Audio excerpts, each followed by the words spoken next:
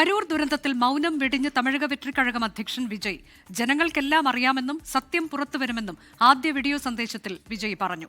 5 ഇടങ്ങളിൽ പരിപാടി നടത്തി. കരൂരിൽ മാത്രം ദുരന്തമുണ്ടായതെങ്ങനെ എന്ന സംശയം ഉന്നയിച്ച് ഗൂഢാലോചന സൂചന നൽകിയാണ് സന്ദേശം.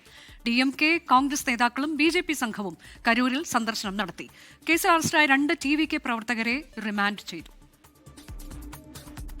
കരൂരിലെ ദുരന്തത്തിൽ കുറ്റമെല്ലാം തന്റെ മേൽ ആരോപിക്കാമെന്നും പാർട്ടി പ്രവർത്തകരെ വേട്ടയാടരുത് എന്നും ദുരന്തത്തിന് ശേഷമുള്ള ആദ്യ വീഡിയോ പ്രതികരണത്തിൽ വിജയ്. കരൂരിൽ മാത്രം ദുരന്തമുണ്ടായത് എങ്ങനെയെന്ന സംശയം ഉന്നയിച്ച വിജയ് സംഭവത്തിന് പിന്നിൽ ഗൂഢാലോചനയുണ്ടെന്ന ശക്തമായ സൂചനയാണ് നൽകിയത്. താൻ ശക്തമായി രാഷ്ട്രീയ പ്രവർത്തനം തുടരും. തന്റെ വേദന മനസ്സിലാക്കി ഒപ്പം നിന്നവർക്ക് നന്ദിയെന്നും വിജയ്.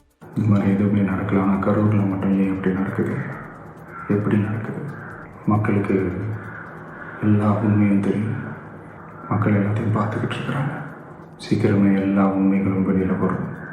சிஎம் சார், உங்களுக்கு ஏதாவது இந்த பழி வாங்கணும் அப்படின்ற எண்ணம் ஏதாவது இருந்துச்சுன்னா என்ன வேணாலும் பண்ணுங்க. அவங்க மேலே கை வைக்காதீங்க.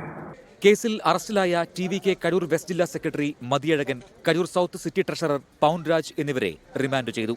Karur judicial first class magistrate കോടതിയുടേതാണ് ഉത്തരവ്. രൂക്ഷമായ വിമർശനത്തോടെയാണ് കോടതി ഉത്തരവ്. വിജയെ കാണാൻ പാർട്ടിക്കാരല്ലാത്തവരും വരുമെന്നറിഞ്ഞുകൂടെയെന്നും 10,000 പേർ വരുമെന്ന് പിന്നെ എങ്ങനെ കണക്കുകൂട്ടിയെന്നും കോടതി ചോദിച്ചു. TVK general secretary N. Anand മുൻകൂർ ജാമ്യം തേടി ഹൈക്കോടതിയെ സമീപിച്ചു. അതിനിടെ DMK നേതാവ് സെന്തിൽ ബാലാജിക്കെതിരെ കുറിപ്പെഴുതി വെച്ച് കരൂരിലെ TVK പ്രവർത്തകൻ ജീവനൊടുക്കി. TVK അധ്യക്ഷൻ വിജയ്ക്ക് രൂക്ഷ വിമർശനവുമായി DMK MP കനിമൊഴി രംഗത്തെത്തി. മനസാക്ഷിയില്ലാത്തതുകൊണ്ടാണ് വിജയ് അപകടശേഷം വേഗം ചെന്നൈയിലേക്ക് മടങ്ങിയതെന്ന് Kanimozhi. Any responsible leader should not leave. And even if you've left, you should make sure at least your party functionaries are there because people came to see you. AICC general secretary KC വേണുഗോപാലും കരൂർ സന്ദർശിച്ചു. ദുരന്തം രാഷ്ട്രീയ ആയുധമാക്കാൻ കോൺഗ്രസില്ലെന്നും ആരാണ് കുറ്റക്കാരെന്ന് അന്വേഷണത്തിലൂടെ തെളിയട്ടെയെന്നും KC Venugopal. ആ എൻക്വയറിയുടെ അടിസ്ഥാനത്തിൽ അത്തരം കാര്യങ്ങൾ മുന്നോട്ട് പോട്ടെ. അല്ലാണ്ട് നമ്മൾ ആരാണ് കുറ്റവാളി എന്ന് നിർണ്ണയിക്കാൻ.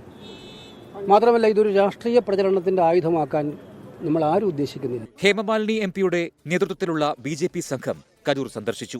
24 കരൂർ. ലോകത്തെവിടെയായാലും ഏത് സമയത്തും 24 വാർത്തകളും ഓഗ്മെന്റഡ് റിയാലിറ്റി പാക്കേജുകളും എക്സ്പ്ലെയിനറുകളും വിശദമായി കാണാൻ ഞങ്ങളുടെ YouTube ചാനൽ നിങ്ങൾക്ക് സബ്സ്ക്രൈബ് ചെയ്യാം.